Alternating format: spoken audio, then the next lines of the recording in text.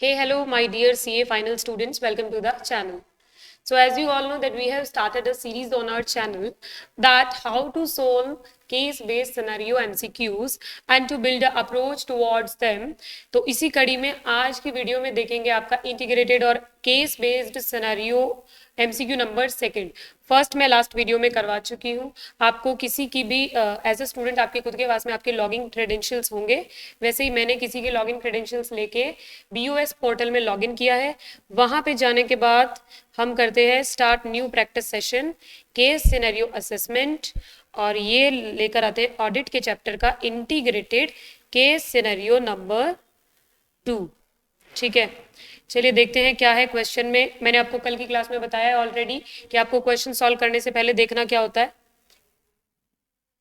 आपको इस case study को रीड करने से पहले ये देखना है कि किस तरह के क्वेश्चन पूछ रहे हैं, उस हिसाब से हम रीड करेंगे। तो पहला क्वेश्चन इसने पूछा है, while reviewing working paper of mister अभिनंदन, यानी यहाँ पे ऑडिटर है मिस्टर अभिनंदन, the EQC engagement quality control reviewer identified that audit procedures followed for test for understatement in existence, ये थोड़ा सा मिसप्रिंटिंग है, इसको existence बोलेंगे, और valuation of account payable refinanced is not relevant, यानी ठीक है ये जनरली आपका किसके लिए बात कर रहा है, ऑडिट प्रोसीजर्स के लिए बात कर रहा है। क्या चेक करने के लिए कि किसी भी एसेट या लाइबिलिटी की एग्जिस्टेंस या वैल्यूएशन के लिए जो प्रोसीजर फॉलो किया वो इररेलेवेंट है, उससे रिलेटेड ये एमसीक्यू है। अब चलते हैं अपने केस स्टडी पे।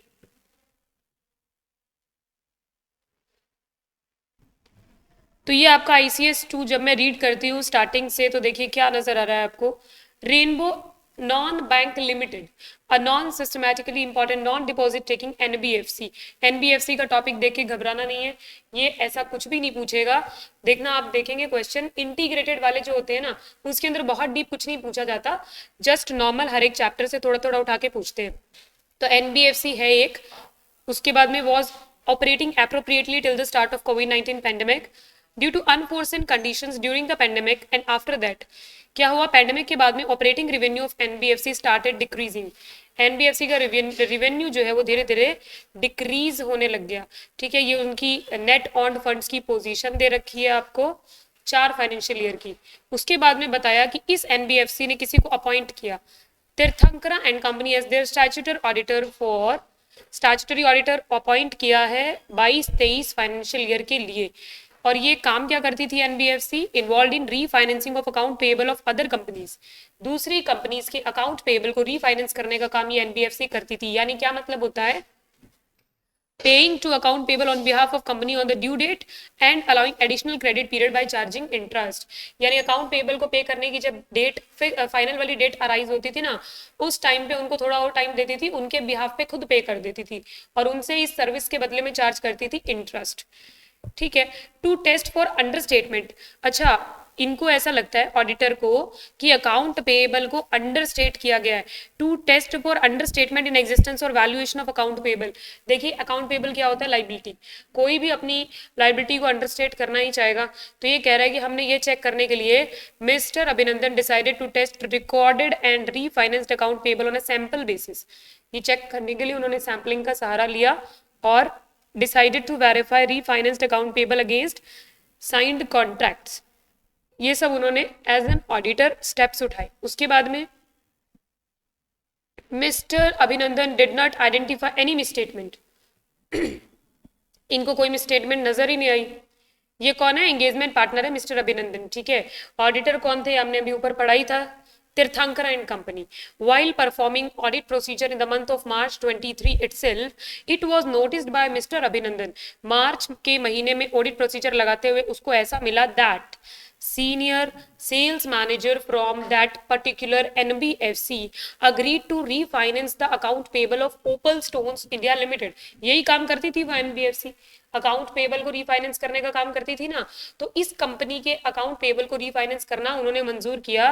और किया क्या, ड्यू डेट पे issued payment to his personal account instead of issuing payment to account payable. ये घपला कर गया क्या, ये सीनियर सेल्स मैनेजर ने पैसा अपने अकाउंट में डाल दिया बजाय किसके, बजाय अकाउंट पेएबल को पे करने के। The matter was flagged by him to audit committee, ये ऑडिट कमेटी मैटर आ चुका है उसके सामने, and amount was subsequently recovered, तो ये पैसा भी उससे रिकवर कर लिया गया है। लेकिन इसकी वजह से हुआ क्या, due to this opal stone had to pay an additional amount of 4 crore over and above amount of account payable of 25 crore. देखो, ओपल स्टोन्स के ट्रेड पेएबल्स को पे करने की बात या जिम्मेदारी आपने ली थी, लेकिन आपके मैनेजर ने क्या किया, वो तो पे किया नहीं और पैसा अपने अकाउंट में डाल लिया। इसकी वजह से ये आपके क्लाइंट जो ओपल स्टोन है, इनको नुकसान हुआ, एडिशनल 4 करोड़ रुपए देने पड़े। 25 करोड़ के तो ट्रेड पेएबल थे वो भी दिए, उसके अलावा 4 करोड़ और दिए। तो फिर as Opal Stone had to shell out extra fund due to above this, उन्होंने इस एनबीएफसी पे एक केस फाइल कर दिया। तो ओपल स्टोन ने एक केस फाइल कर दिया, लेकिन अभी भी नेगोशिएशन चल रहा है सेटलमेंट का, अभी कोई डिस्क्लोजर भी नहीं है फाइनेंशियल स्टेटमेंट में रिगार्डिंग दिस नेगोशिएशन। मतलब इतनी बड़ी बात हो गई है, 4 करोड़ का जो मामला है जो आपके एनबीएफसी से रिलेटेड है, जिसपे केस फाइल हो चुका है, नेगोशिएशन चल रही है, इस इतनी बड़ी बात को फाइनेंशियल स्टेटमेंट्स में डिस्क्लोज नहीं किया गया है। ठीक है, डिस्क्लोज नहीं किया गया है। इतनी सी बात पढ़ते ही मेरे ये समझ में आ गया, कहीं ना कहीं ऑडिट रिपोर्ट पे इसका इम्पैक्ट पड़ेगा। ठीक है, आगे उसके अलावा कोई और ऑब्जर्वेशन नहीं है, आप लोग एमसीक्यू के आंसर देना शुरू कर सकते हैं। तो चलिए पहले मूव करते हैं हम अपने फर्स्ट एमसीक्यू पे, जो कहता है कि while reviewing working paper of mister अभिनंदन, यानी एंगेजमेंट पार्टनर ने कैसा काम किया उसके वर्किंग पेपर को देखते हुए EQCR यानी जिसने क्वालिटी कंट्रोल का जिम्मेदारी लिया है, उसने आइडेंटिफाई किया कि ये जो सामने वाला अभिनंदन ऑडिटर है ना, इसने अंडर स्टेटमेंट ऑफ एग्जिस्टेंस और वैल्यूएशन ऑफ अकाउंट पेएबल के लिए जो तरीका अपनाया है, प्रोसीजर अपनाया है, वो सही नहीं है। ठीक है, हाउएवर मिस्टर अभिनंदन did not understand the comments, kindly guide mister अभिनंदन। तो मिस्टर अभिनंदन बोलता है मुझे समझ में नहीं आ रहा मेरी गलती क्या है, मैंने सब कुछ सही किया था। तो आपको बताना है कि उसने क्या गलती की। तो देखो क्या तरीका अपना रहे थे एक्चुअली अकाउंट पेएबल को चेक करने का, एक बार इसके लिए मुझे वापस चेक करना पड़ेगा कि उन्होंने क्या तरीका अपनाया। तो ये करते थे test recorded and refinanced account payable on a sample basis, और उसको वेरीफाई करते थे साइंड कॉन्ट्रैक्ट्स के साथ। ठीक है, एक एक करके आप ऑप्शन पढ़िए, अप्रोप्रिएट बताना है आपको। पहला option, relevance deals with logical connection with on bearing upon the purpose of audit procedure the assertion under consideration. एक तो आप प्रोसीजर लगा रहे हो, उसका कारण क्या है, और असर्शन अंडर कंसिडरेशन यहाँ पे क्या है, वैल्यूएशन और वैल्यूएशन एंड एग्जिस्टेंस। आपको किसी भी लाइबिलिटी की वैल्यूएशन और एग्जिस्टेंस चेक करनी है, ये असर्शन अंडर कंसिडरेशन है। तो ये कह रहा है इन the current case testing account payable by following stated audit procedure will be relevant for testing over statement. ठीक है, यहाँ पे गलती ये हुई कि यहाँ पे जो ट्रेड पेबल्स है वो उसको चेक करने का आपने जो तरीका अपनाया, वो तरीका ओवर स्टेटमेंट के केस में तो जचता, पर अंडर स्टेटमेंट के केस में नहीं जचता है। कारण देखो, एनबीएफसी जो है वो क्या कर रही है, ट्रेड पेबल्स का उनको फाइनेंस करती है। तो यहाँ पे एनबीएफसी जो है वो ओवर स्टेट तो कर सकती है, पर अंडर स्टेट अगर चेक करना है तो उसके लिए ये तरीका काम नहीं आएगा। ऐसा ये कमेंट जो है वो EQCR ने दिया हो सकता है, पहला ऑप्शन। दूसरा, relevance deals with logical connection और bearing upon the purpose of audit procedure where appropriate the assertion under consideration, इतना तो बिल्कुल सेम है। आगे, in the current case testing account payable will give comfort on completeness and valuation but not on existence. नहीं, ऐसा नहीं है, उसकी की अकाउंटिंग के तरीके से हमें कंप्लीटनेस पता लग रही हो और एग्जिस्टेंस नहीं पता चल रही हो, या तो उसका तरीका पूरा ही गलत है या उसने आधा सही वाला तो कुछ नहीं किया है। तीसरा, relevance of information to be used as audit evidence and therefore of audit evidence itself is influenced by its source and its nature and the circumstances under which is obtained including the control।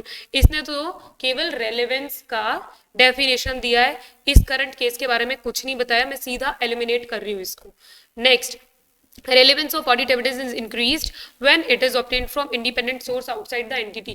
देखो ये last की दो बातें तो हमें पता है, general बातें, ठीक है, और हमसे पूछा था गाइड करना है मिस्टर अभिनंदन को रेलेवेंस ऑफ ऑडिट प्रोसीजर के रिगार्डिंग इस केस से रिलेटेड। ठीक है, तो अगर पहले दोनों में मैं देखूं तो मुझे मोस्ट अप्रोप्रिएट लगता है आपका फर्स्ट वाला, कि ओवर स्टेटमेंट के केस में जो प्रोसीजर लगाने थे ना वो लगा दिए और चेक करना था अंडर स्टेटमेंट। नेक्स्ट,